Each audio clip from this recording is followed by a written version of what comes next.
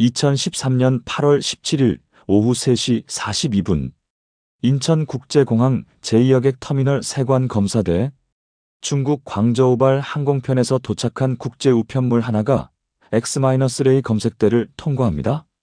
담당 관세사 김성호의 모니터에 이상한 형태가 포착됩니다. 갈색 캡슐 형태의 물체 약 2,000개. 겉보기엔 평범한 건강보조식품처럼 보였습니다. 하지만 정밀 분석 결과는 모두를 경악시켰습니다. 캡슐 안에서 사람의 DNA가 검출된 것입니다. 더 끔찍한 사실은 따로 있었습니다. 이것이 어린 시절 들었던 그 괴담의 실체였다는 것. 지금부터 한국을 충격에 빠뜨린 이 사건의 전말을 추적합니다. 2013년 8월 17일 인천국제공항은 평소처럼 분주한 하루를 보내고 있었습니다. 하루 평균 15만 명의 승객이 드나드는 이곳. 수천 개의 국제 우편물이 세관 검사대를 거쳐갑니다. 오후 3시 42분 베테랑 관세사 김성호는 중국발 우편물 검사 중 화면 속 형태의 시선이 멈췄습니다. 이상하네요.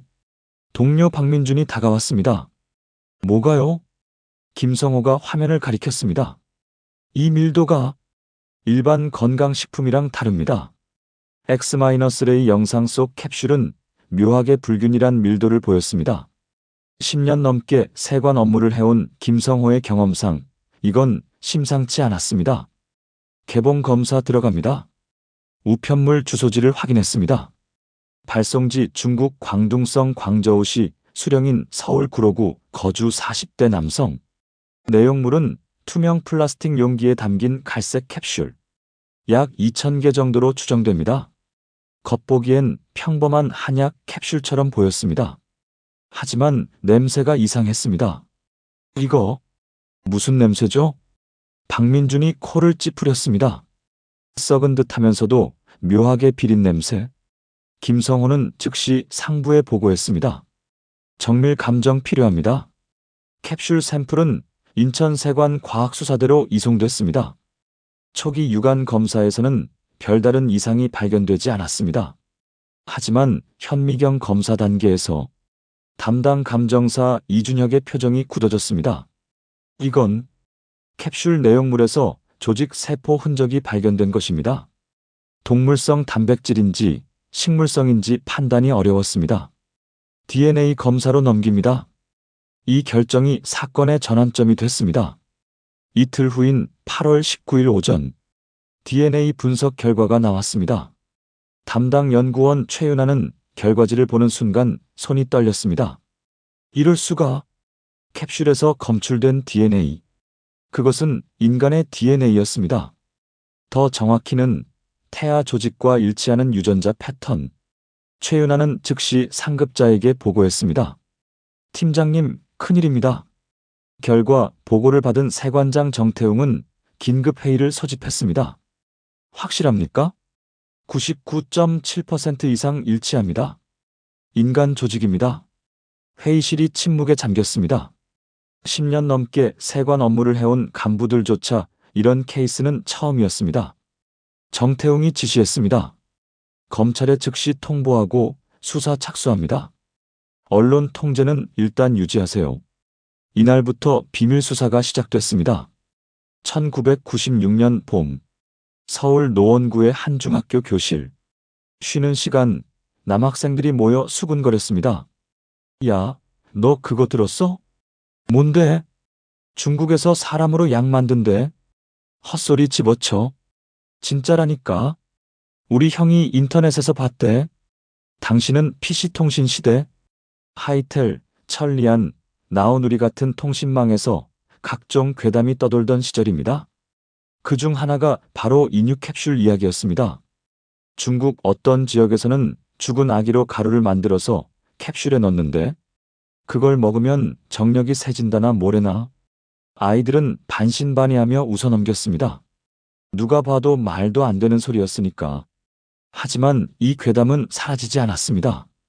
2000년대 초 인터넷이 본격적으로 보급되면서 괴담은 더욱 구체화됐습니다. DC 인사이드 괴담 갤러리, 네이버 카페 미스터리 세계, 중국 광둥성 모 지역에 불법 공장이 있다더라. 병원이랑 짜고 태아를 빼돌린대.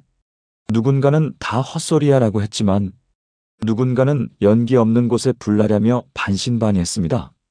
2007년 한 네티즌이 중국 현지 사진이라며 충격적인 이미지를 올렸습니다. 이게 바로 그 공장이라고 하던데 사진 속엔 허름한 건물과 알 수 없는 기계들. 진위를 확인할 길은 없었습니다. 하지만 괴담은 점점 더 사실처럼 퍼져나갔습니다. 2010년 한 중국 언론이 폭로 기사를 냈습니다. 광둥성 일대에서 불법 태아 거래 척발. 기사는 짧고 모호했습니다. 구체적인 내용은 거의 없었죠. 하지만 한국 인터넷 커뮤니티는 들끓었습니다. 봐라, 괴담이 아니었어. 근데 한국에도 들어올까? 설마. 그럴 리가. 대부분의 사람들은 여전히 믿지 않았습니다. 한국과는 먼 나라 이야기라고 생각했죠. 2011년 가을, 부산 세관에서 이상한 우편물이 척발됐습니다. 중국발 한약재로 신고됐지만 성분 분석 결과 정체불명의 단백질 덩어리. 당시엔 단순 불법 한약재로 처리됐습니다. 아무도 그게 무엇인지 정확히 알지 못했죠. 그리고 2013년 8월 인천공항 세관에서의 척발. 이제 괴담은 괴담이 아니었습니다. 2013년 8월 20일 인천지방검찰청 형사 2부 검사 한민수는 세관으로부터 넘어온 사건 파일을 펼쳤습니다. 인유 캡슐 밀반입 혐의. 20년 검사 생활에서 처음 보는 유형이었습니다. 일단 수령인 소환부터 합시다. 수령인은 서울 구로구에 거주하는 48세 남성 조모 씨. 평범한 중소기업 직원이었습니다. 8월 22일 오전 10시 검찰 조사실. 조모 씨는 땀을 뻘뻘 흘리며 앉아 있었습니다. 저는 정말 몰랐습니다. 한민수가 캡슐 사진을 내밀었습니다. 이게 뭔지 알고 받으신 겁니까? 그냥 건강식품이라고 들었습니다. 누구한테요? 조모 씨가 머뭇거렸습니다. 중국에 있는 지인입니다. 수사팀은 즉시 중국 공안과 공조를 시작했습니다. 발송인 추적이 급선무였죠. 발송인은 중국 광저우시에 거주하는 왕모 씨, 45세 한국계 중국인이었습니다. 중국 공안이 왕모 씨를 소환했습니다. 이 우편물, 당신이 보낸 거 맞습니까? 네, 맞습니다. 내용물이 뭔지 알고 보낸 겁니까? 왕모 씨가 담담하게 대답했습니다. 보약입니다. 뭐야? 몸에 좋다고 해서 지인이 부탁해서 보냈어요. 수사관이 캡슐을 보여줬습니다. 이게 사람 조직으로 만든 거란 걸 알고 있었습니까? 왕모 씨의 얼굴이 하얗게 질렸습니다. 네? 그게 무슨... 진짜 몰랐던 건지 아니면 연기인지 알 수 없었습니다. 한국 검찰은 더 깊이 파고들었습니다. 조모 씨의 휴대전화를 압수수색했습니다. 왕모 씨와의 메시지 기록이 발견됐습니다. 2013년 6월 15일 조모 씨 형, 그거 구할 수 있어? 왕모 씨 어렵긴 한데. 알아볼게. 6월 28일 왕모 씨 구했어. 근데 비싸. 조모 씨 얼마인데? 왕모 씨 2,000알에 150만 원. 7월 10일 조모 씨 돈 보냈어. 왕모 씨 확인했어. 다음 주에 보낼게. 메시지엔 캡슐이라는 직접적 표현은 없었습니다. 하지만 맥락상 무엇을 거래했는지 명확했습니다. 한민수는 팀원들을 소집했습니다. 이건 단순 사건이 아닙니다. 어떤 의미입니까? 조직적 밀반입 가능성이 큽니다. 다른 케이스도 찾아보세요. 수사팀은 과거 세관 기록을 뒤지기 시작했습니다. 그리고 놀라운 사실을 발견했습니다. 2011년부터 2013년 사이 유사한 형태의 우편물이 무려 17건 적발됐던 것입니다. 대부분 중국 광둥성 발송, 수령인은 한국 전역에 분산. 당시엔 단순 불법 한약재로 처리됐지만 재분석 결과 모두 동일한 성분이 검출됐습니다. 인간 조직? 한민수는 소름이 돋았습니다. 이미 얼마나 많이 들어온 겁니까? 척발된 것만 17건. 적발되지 않은 건 얼마나 될까? 수사는 새로운 국면으로 접어들었습니다. 2013년 8월 30일 식품의약품안전처 시험연구소 세관에서 압수한 캡슐 샘플이 정밀 분석대에 올랐습니다. 담당 연구원 송재민은 캡슐 하나를 개봉했습니다. 갈색 가루가 쏟아졌습니다. 냄새가 코를 찔렀습니다. 부패한 단백질 특유의 악취. 일단 성분 분석부터 시작합니다. 첫 번째 검사 현미경 관찰. 가루 안에서 세포 조직 파편이 발견됐습니다. 두 번째 검사 DNA 추출. 인간 DNA 염기 서열 확인. 세 번째 검사 조직 감별. 태아 조직과 일치하는 유전자 마커 검출. 송재민은 결과지를 보며 입술을 깨물었습니다. 네 번째 검사 미생물 배양. 캡슐에서 각종 세균과 곰팡이가 검출됐습니다. 대장균, 황색 포도상구균, 곰팡이 포자. 이건 아무런 위생 처리도 거치지 않은 상태였습니다. 이걸 사람이 먹는다고? 송재민은 소장에게 보고했습니다. 이건 약이 아닙니다. 동물입니다. 9월 3일 검찰은 중국 공안과 합동수사팀을 구성했습니다. 중국 광저우 공안국, 한국 검찰 수사관 3명이 현지에 파견됐습니다. 첫 목표는 제조 공장 척발. 중국 공안이 제보자 정보를 입수했습니다. 광저우 외곽 지역에 수상한 공장이 있다는 제보가 들어왔습니다. 9월 7일 새벽 5시 합동수사팀이 광저우 외곽 한 건물을 급습했습니다. 낡은 3층 건물. 겉보기엔 폐공장처럼 보였습니다. 문을 열자 악취가 퍼져나왔습니다. 1층엔 건조 기계들, 2층엔 분쇄 장비, 3층엔 캡슐 충전기, 그리고 냉동고 안. 검은 비닐봉지들이 가득 쌓여 있었습니다. 공안이 봉지 하나를 열었습니다. 안에는 냉동된 조직 덩어리. 전부 압수합니다. 현장에서 체포된 사람은 3명.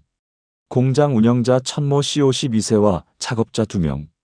천모 씨는 끝까지 발뺌했습니다. 저는 그냥 한약재 가공하는 줄 알았습니다. 이게 한약재로 보입니까? 증거는 명확했습니다.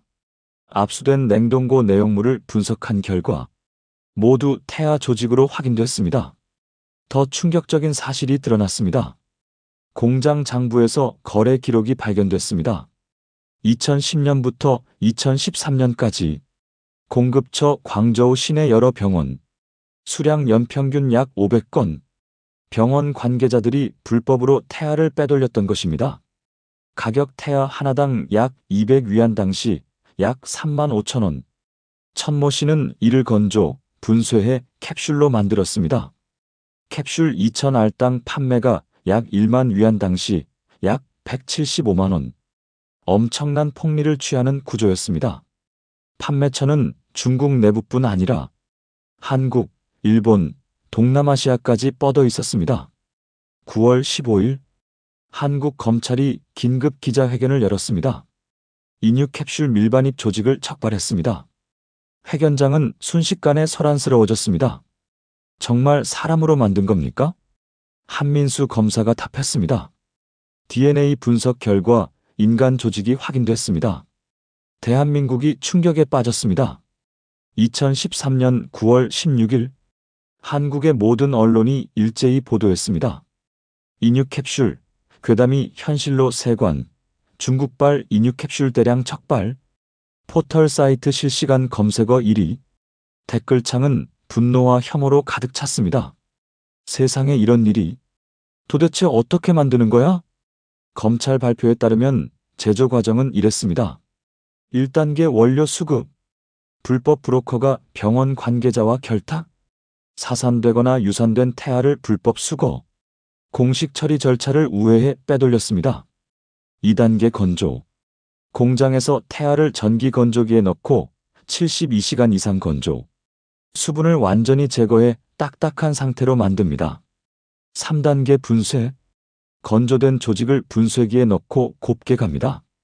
가루 형태가 될 때까지 반복 분쇄. 4단계 캡슐 충전, 일반 젤라틴 캡슐에 가루를 채워 넣습니다. 기계를 이용해 대량 생산, 5단계 포장 및 유통, 비닐봉지에 담아 밀봉, 한약재나 건강식품으로 위장해 국제우편으로 발송. 전 과정에서 위생관리는 전무했습니다. 멸균 처리도 성분 검사도 없었습니다. 그저 말려서 갈아서 캡슐에 담는 것. 식약처 발표에 따르면 이렇게 만들어진 캡슐은 극도로 위험했습니다. 각종 병원균 검출, 중금속 오염 가능성, 미지의 감염 위험, 절대 섭취해서는 안 되는 물질입니다. 그렇다면 왜 만들었을까? 왜 사람들은 이걸 찾았을까? 핵심은 보신 문화였습니다. 일부 중국 전통의학에서는 이형 보형이라는 개념이 있습니다. 비슷한 형태가 비슷한 부분을 보한다는 뜻. 이 왜곡된 믿음이 태아 조직이 정력에 좋다는 미신으로 이어졌습니다. 전혀 과학적 근거가 없습니다. 의학적으로도 완전히 허무맹랑한 주장입니다. 하지만 불법업자들은 이를 이용했습니다. 만병통치약 정력 강화 특효 불로장생 비법. 터무니없는 광고를 붙여 고가에 판매했습니다. 실제로 압수된 캡슐 용기엔 이런 문구가 적혀 있었습니다. 천연 자양식품 체력 증강. 완전한 사기였습니다. 더 큰 문제는 수요가 있었다는 것. 검찰 조사에 따르면 한국에서 이 캡슐을 구매하려 했던 사람들 대부분 4060대 남성, 건강 불안을 느끼던 사람들이었습니다. 몸이 약해졌는데 좋다고 해서, 지인이 효과 봤다고 해서 그들은 정말 몰랐을까요? 아니면 알면서도 외면했을까요? 9월 20일 검찰은 추가 수사 결과를 발표했습니다.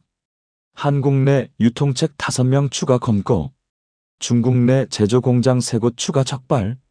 이건 단순한 개인 범죄가 아니었습니다. 조직적인 국제 범죄였습니다. 압수된 장부를 분석한 결과 2010년부터 한국으로 유입된 캡슐, 추정치 약 5만 개. 검찰은 소름이 돋았습니다. 이미 얼마나 많은 사람이 섭취했을까? 2013년 9월 25일 인천공항 세관은 전면 점검에 들어갔습니다.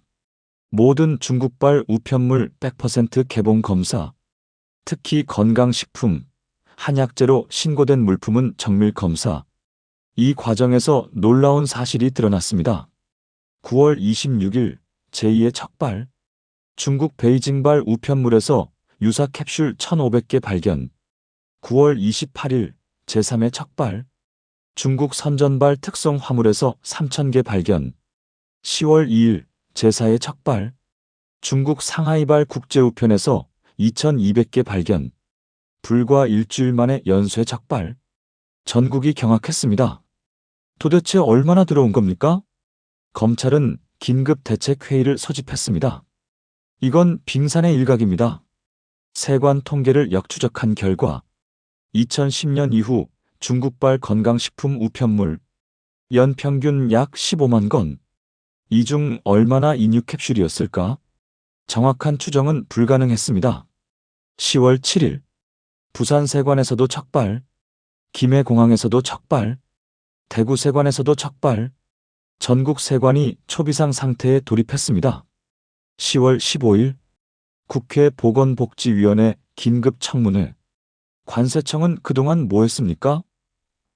왜 이제야 적발했습니까? 관세청장이 답변했습니다. 기존엔 단순 불법 한약재로 분류됐습니다. DNA 검사까지 하지 않았습니다. 그럼 앞으로는요? 전면 정밀 검사 체계로 전환했습니다. 하지만 국민의 분노는 가라앉지 않았습니다. 온라인 커뮤니티는 들끓었습니다. 내가 먹던 중국산 건강식품도 혹시 부모님께 드린 한약이 걱정된다?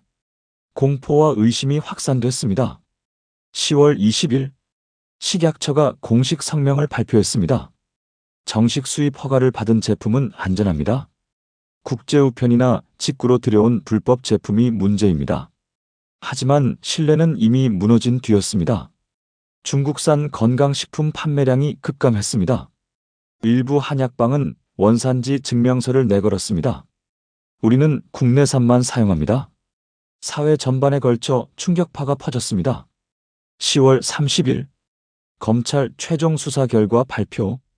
국내 적발 건수 총 27건, 압수 캡슐 수량 약 42,000개, 기소 인원 한국인 8명, 중국인 12명, 혐의 관세법 위반, 약사법 위반, 사체 훼손 및 유통, 중국 공안 조치 제조 공장 5곳 폐쇄, 관련자 37명 체포. 하지만 모두가 알고 있었습니다. 이건 끝이 아니라는 것. 적발되지 않은 암시장은 여전히 존재합니다. 수요가 있는 한 공급은 계속될 것입니다. 검찰 한민수는 기자회견에서 말했습니다. 이번 사건은 인간의 존엄성을 짓밟은 범죄입니다. 하지만 더 큰 문제는 이를 가능하게 한 우리 사회의 욕망입니다. 회견장이 조용해졌습니다. 건강해지고 싶다는 욕구, 늙지 않고 싶다는 욕망. 이 정당한 바람이 왜곡될 때 범죄자들이 침투합니다. 한민수의 목소리에 힘이 실렸습니다. 우리는 질문해야 합니다. 과연 우리는 무엇을 믿고 있는가? 2013년 11월 5일 인천지방검찰청 대회의실, 관세청, 식약처, 경찰청 합동대책회의, 주제 재발 방지 종합대책. 관세청이 먼저 보고했습니다. 스마트 검색 시스템 도입을 제안합니다. X-레이 영상 AI 분석으로 의심 물품 자동 탐지. 식약처가 이어 발표했습니다. 국제우편 건강식품 전수조사 체계 구축, DNA 신속 검사 키트 세관 배치. 경찰청이 마지막으로 말했습니다. 온라인 불법 판매 모니터링 강화, 암호화폐 거래 추적 시스템 도입. 이론적으론 완벽했습니다. 하지만 현실의 벽은 높았습니다. 인력 부족, 예산 부족, 기술적 한계. 무엇보다 큰 문제는 암시장의 진화였습니다. 11월 중순, 검찰이 추가 정보를 입수했습니다. 제조 방식이 변하고 있습니다. 중국 공안 제보에 따르면 적발 이후 범죄 조직들이 수법을 바꿨습니다. 더 이상 국제우편을 사용하지 않습니다. 대신 관광객을 이용한 직접 운반, 소량씩 여러 번, 세관 탐지를 피하는 방식. 또한 외양도 바꿨습니다. 갈색 캡슐이 아닌 일반 비타민 모양, 포장도 유명 브랜드처럼 위장. 검찰은 한계를 느꼈습니다. 우리가 막으면 그들은 또 다른 길을 찾습니다. 근본적 해결책이 필요했습니다.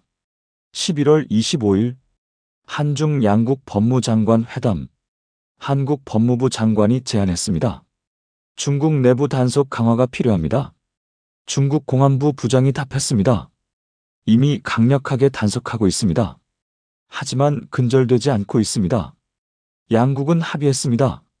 제조 공장 전면 단속, 병원 내부 관리 시스템 개선, 불법 브로커 색출 작전, 국제 공조 수사 상설화. 종이 위의 약속이었습니다. 실효성은 불확실했습니다. 12월 3일 한국 국회가 법안을 통과시켰습니다. 인체 조직 불법 유통 처벌 강화법. 기존 최대 징역 5년에서 10년으로 상향, 벌금도 3천만 원에서 1억 원으로 증액. 강력한 메시지였습니다. 하지만 법만으로는 부족했습니다. 12월 15일 식약처가 전국 캠페인을 시작했습니다. 불법 건강식품, 당신의 생명을 위협합니다. 지하철, 버스, TV 광고, 전방위 홍보. 하지만 효과는 제한적이었습니다. 암시장은 여전히 작동하고 있었습니다. 2014년 1월 검찰이 추가 사건을 적발했습니다. 이번엔 다크웹을 통한 거래, 암호화폐로 결제, 익명 배송. 범죄는 더욱 교묘해졌습니다. 한민수는 팀원들에게 말했습니다. 이건 끝나지 않을 겁니다. 우리가 할 수 있는 건 계속 쫓는 것뿐입니다. 씁쓸한 현실이었습니다. 수요가 존재하는 한, 범죄는 형태를 바꿔가며 계속됩니다. 2월, 중국에서 또 다른 공장이 적발됐습니다. 3월, 한국 세관에서 새로운 유형의 불법 제품 발견. 4월, 온라인 판매 사이트 적발. 끝없는 싸움이었습니다. 하지만 포기할 수 없었습니다. 이건 단순한 밀수가 아닙니다. 인간 존엄성을 지키는 싸움입니다. 생명을 상품화하는 범죄를 막는 싸움입니다. 검찰과 세관은 계속 싸웠습니다. 지금도 이 싸움은 계속되고 있습니다. 2024년 현재 인유 캡슐 사건이 터진 지 11년이 지났습니다. 그동안 세상은 많이 변했습니다. 세관 검색 시스템은 고도화됐습니다. AI가 X-ray 영상을 실시간 분석합니다. 의심 물품 탐지 정확도는 95%까지 올랐습니다. 국제 공조도 강화됐습니다. 한중일 3국 세관이 정보를 실시간 공유합니다. 불법 제조 공장 적발 속도가 빨라졌습니다. 법적 처벌도 강화됐습니다. 유통 적발 시 최대 징역 15년, 제조 적발 시 무기징역도 가능해졌습니다. 표면적으로는 사건이 잠잠해졌습니다. 하지만 정말 사라진 걸까요? 2023년 부산 세관에서 유사 사건 1건 적발.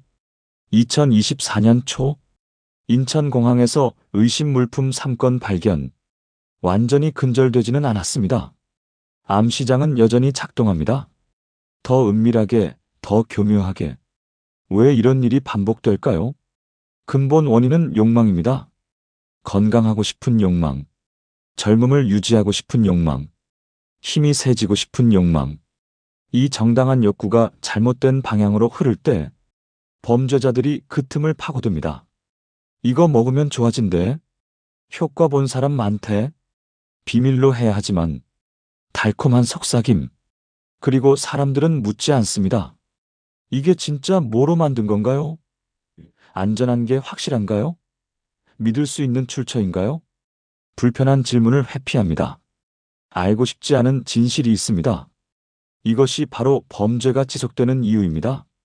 2013년 사건은 우리에게 질문을 던졌습니다. 당신은 무엇을 믿고 있습니까? 그 믿음의 근거는 무엇입니까? 검증되지 않은 정보, 출처 불명의 제품, 과학적 근거 없는 주장. 우리는 너무 쉽게 믿습니다. 특히 건강과 관련된 일이라면 더욱 맹목적으로 믿습니다. 이 맹목이 비극을 만듭니다. 생명을 잃은 태아들. 그들은 상품이 아니었습니다. 존중받아야 할 생명이었습니다.